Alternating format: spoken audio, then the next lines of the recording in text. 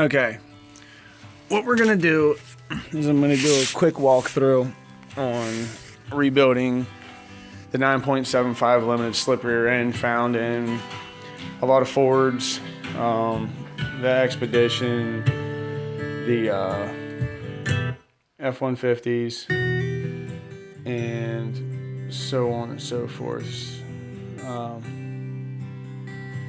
So what happens is you end up with this shutter on takeoff or what have you, and the clutches go bad.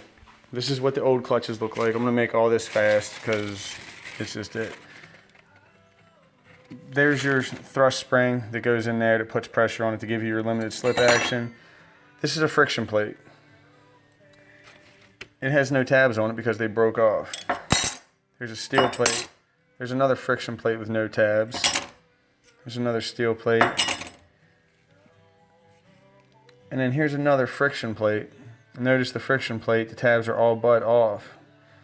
They were riding against the side of the carrier. They all but snapped off. This was the innermost. These were actually wrapped out around the side gear. That's the only reason that they didn't break off. Look how burnt. They're just no good. That one's slightly bent, but that's the best one out of what was left. And the passenger side was no different at all. There you have it. Its tabs are worn real bad. There's one with the tabs broke off. Yeah, there's another one with the tabs broke off. So all in all, I lost 2, 4, 6. I lost 8 tabs and was only able to recover 4 of them. So I don't know where the other 2 or other 4 went. But anyway, the problem is you're going to have this thrust plate, which it's slightly conical shaped. I don't know if you can really tell from the video. It's got a bevel to it. It sits against the back of the friction plates like this.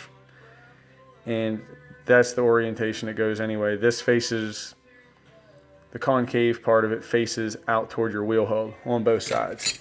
They come in a pack. This is something that I would definitely buy from Ford because you don't want to do this twice. And they send you the new clutch packs with your shim in the exact order, and they tell you to soak it in friction modifier, which I did, but I will not be putting friction modifier in my rear end because I want it to be more of a locking rear end.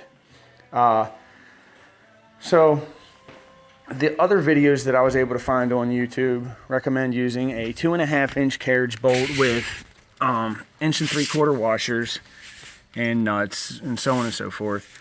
This is the 2.5-inch carriage bolt, which I went and bought because everybody made it look easy. The problem that I ran into was you have to get a 2.5-inch carriage bolt with 2 nuts with 4 washers in between those side gears. Now, you only have, that's from the back side of each side gear. I'll give you a better picture of that. 2.5 inches. You really only have about 1.5 inches to get that in there. So this new and improved method that I came up with, I just spent a whopping $7 on a 1/2-inch piece of all thread that's 6 to 8 foot long. I don't know exactly how long it is, but there it is. It's hanging out through where your wheel bearing and your axle seal's at. I ran it in through the axle tube. I went through this 1 3/4 washer, through a smaller washer, and turned the all thread to thread the nut on because it's really hard to get your fingers in there. And then I did the exact opposite. I went with a nut and then the smaller washer, which is there, and then the bigger 1 3/4 washers. And those washers sit perfectly flush inside the side gear, right where your C-clip's going to ride. I worked the nuts against each other, and it put a perfect amount of tension on it. Keep in mind that once you run that all thread through, you're going to want about 3/4 of an inch hanging in past the end of the washer, so you got enough room to work. So you just don't end up running into where you run the nut off of it, and then you gotta start over. I did pull the driver's side axle out, and I left the passenger side in only for the purpose of being able to turn this side gear. The orientation of the carrier, I left it facing slightly downward so I could slide a spider gear and the thrust washer or shim, whichever, I don't know what the technical term for it is, but there's a washer that goes on the back side of the spider gear that rides in a cup.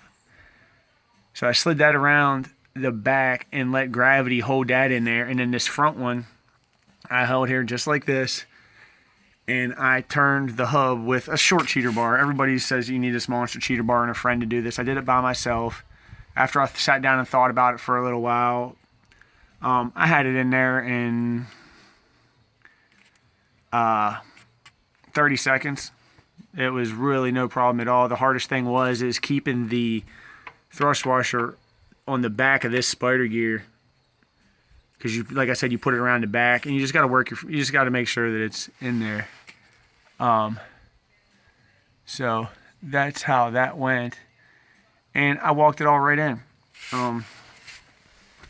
Short cheater bar. Make sure you keep the transmission in park, that'll keep your ring gear from turning. The pinion will hold the ring gear from turning, and it'll keep the carrier from spinning around, so you can truly walk those in there. Now, I did tighten those nuts up as tight as I possibly could get them, and it was too tight to allow me to turn it, so I backed it off maybe a half a turn to a full turn.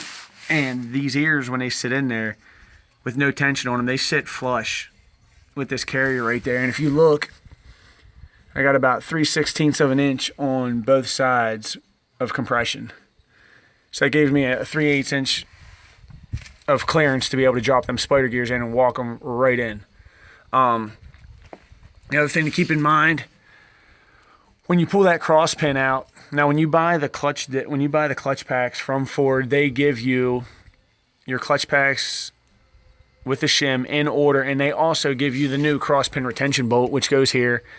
I don't know offhand what the torque specs on that are. It's not very much. I want to say it's about 20 foot-pounds. Don't look that up because I'm not 100% sure. But keep in mind, when you pull that cross pin out, if you're having problems with the rear end or with that shutter, check your cross pin.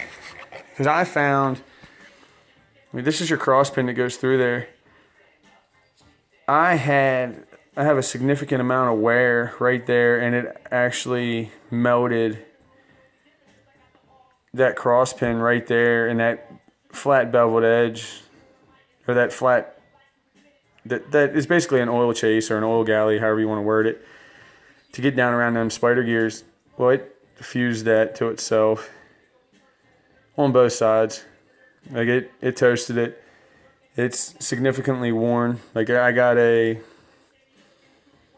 least a 30-second of a groove on both sides. So it was in there caulked. And this is probably the reason that I found out that something was wrong. I pulled my fill plug, and I had chrome metal shavings and thought I wiped out a bearing. Well, I'm pretty sure the chrome came off of that cross pin.